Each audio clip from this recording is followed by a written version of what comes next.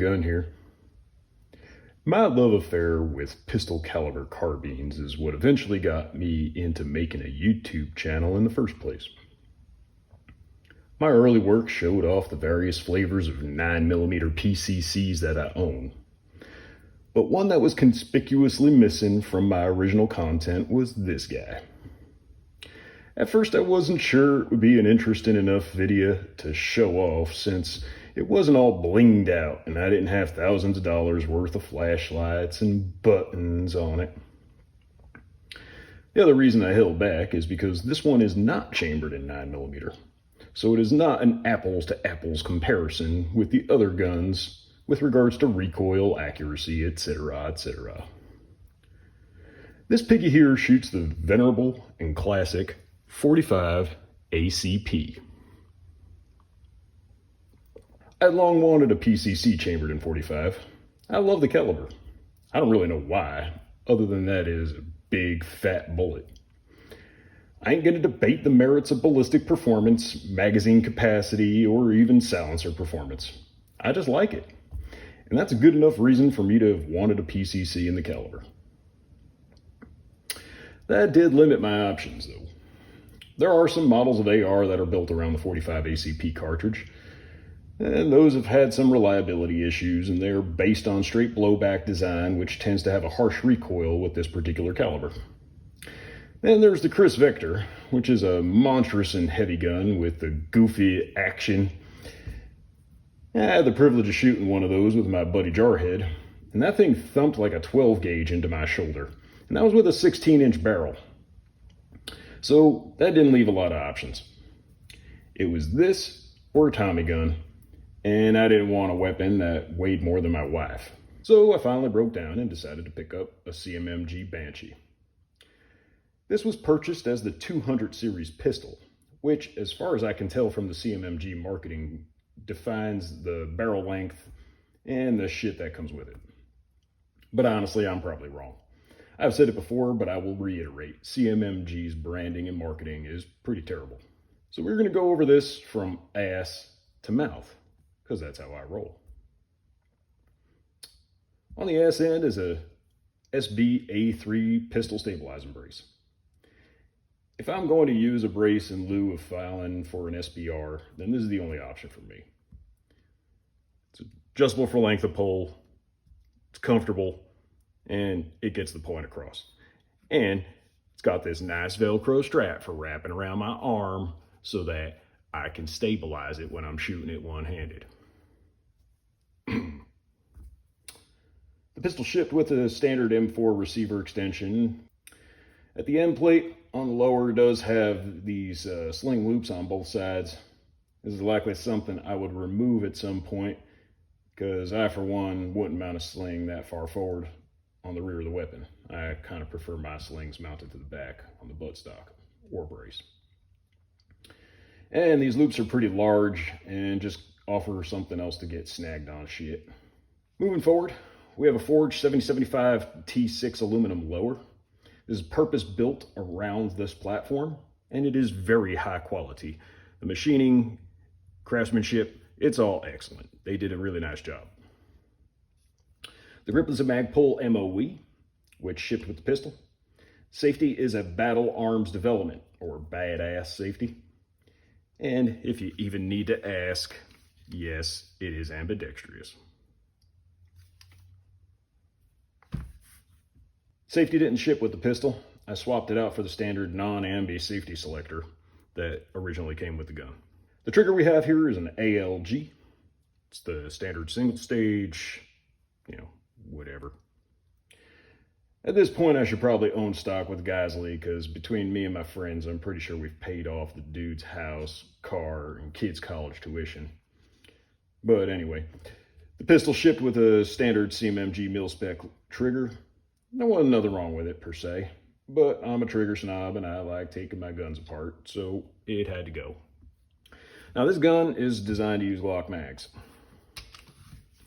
And this was a major selling point for me. Not that there are lots of other options out there when you're talking about 45 ACP, but I already own a Glock pistol chambered in 45, and I know that the Glock mags are reliable and durable.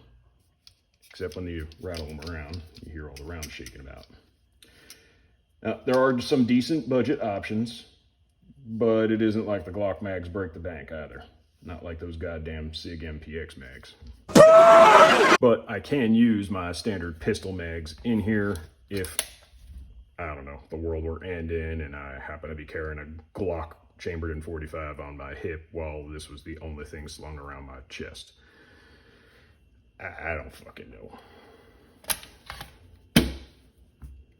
The magazine release is nice and oversized, and they designed it to work well with the Glock mags, yet still have the feel of a standard AR mag release. Now, I might need a minute here, because the next part is something that gets a little emotional. The mag release. Well, see, it's not ambidextrous.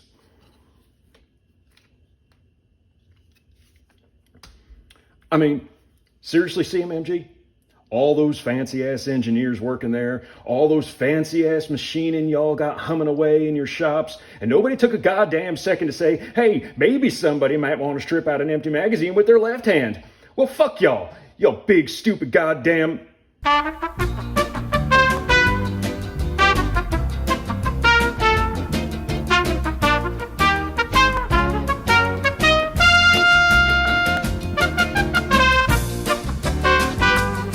Sorry about that. Moving to the upper. We have here a Geisley supercharging handle. Now, obviously that did not ship with the pistol, but I threw it in there because I had it floating around. Probably won't last in this one very long because I have other things that could benefit better from that kind of ambidextrous charging handle. But it is nice. And it does have the little lip on here to help with preventing the gas from blowing back in your face if you're using one of these guys. The upper itself is forged 7075 T6 aluminum, just like the lower. It does feature the forward assist and the brass deflector and the ejection port cover. The ejection port is very generously sized, so you have no problems with your cases, your tiny little cases clearing that sky, which does help with the reliability. Overall, the fit and finish on the upper receiver is very nice. And it does mate up very well with the lower receiver. So there ain't any wobble going on now. Now up on top, I got here a primary arm Cyclops 1X with an ACSS reticle.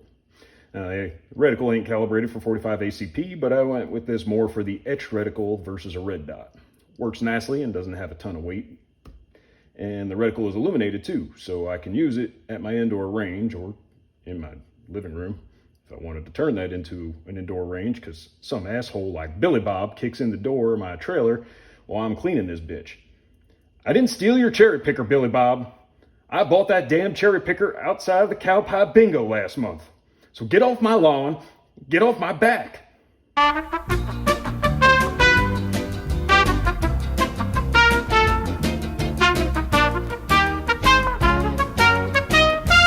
Sorry about that.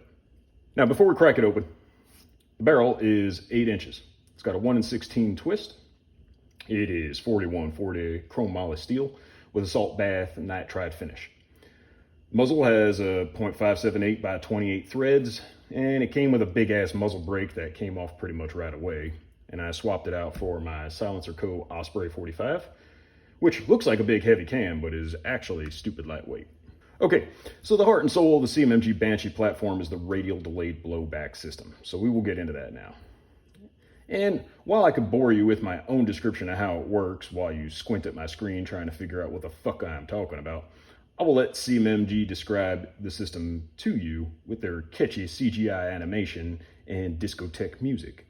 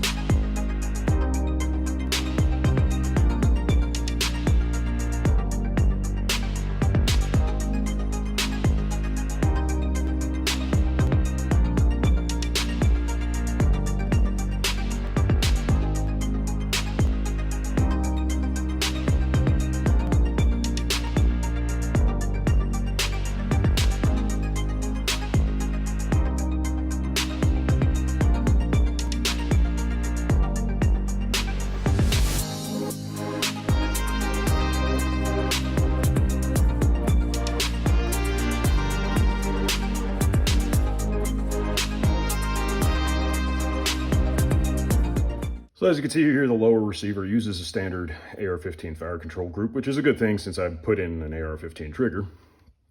And the mag release and bolt hold open are just completely redesigned in order to work with the Glock magazines, as well as the ejector.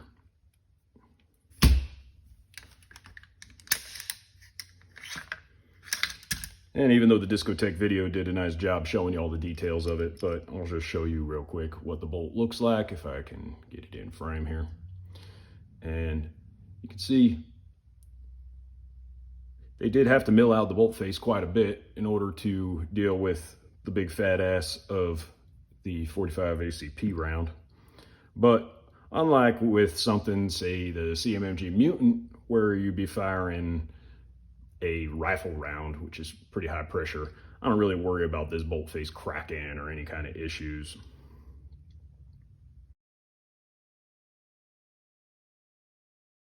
So overall, what are my final thoughts? Admittedly, after having watched a bunch of YouTube cock gobblers talk about this being the softest shoot and an amazing thing in the world, I may have had my expectations set a little high. Now, the recoil isn't terrible or unmanageable by any means, but it still thumps way harder than I would have expected. It may be softer than Jarhead's Chris Victor, but I never shot the two side by side. The other element is that this is a pistol, and these braces aren't bust stocks, and they don't soak up the recoil the same. I know my little brown CZ Scorpion thumped way harder when I was using a pistol brace than it did once I put the stock on it after I got my SBR paperwork back. Now, don't get me wrong, this gun doesn't suck. I can keep it on target and put the rounds where I need to. I just expected a softer recoil impulse. The handguard also heats up pretty quick, and since our dumb laws don't allow me to put a vertical grip on it, you aren't going to want to do too many mag dumps with this guy before letting it cool off. I did add these panels on here and the Magpul AFG, which do help a little bit, but overall, this is still just a range toy to me and a novelty. And it is too long with the silencer on there to use as a truck gun. And the mags are stupid heavy when you load them all up. So, sorry folks, unlike Snooch, I cannot give this one 2 thumbs way up. I wanted a PCC chambered in 45 because I thought an 8-inch barrel would maximize the performance of the round and it would be fun to shoot. Well, it does the former, but it ain't so much doing the latter. Inconceivable! You keep using the word. I do not think it means what you think it means. It is a very well-made firearm. It operates well and has been 100% reliable, at least with the ball ammo that I've been running through it to date. I don't know. So this one may find itself up for sale, and then I could use the proceeds to buy one of them 9mm Banshees, which would allow me to do a military arms style vidya comparing different operating systems of the 9mm PCCs. And since that is pointless, since he just released one of those a few months ago and people actually watch his shit, maybe I'll just keep the money from selling this thing and go buy some more whiskey and a few private dances at the Bada Bing. Anyway, it can't all be winners, I suppose.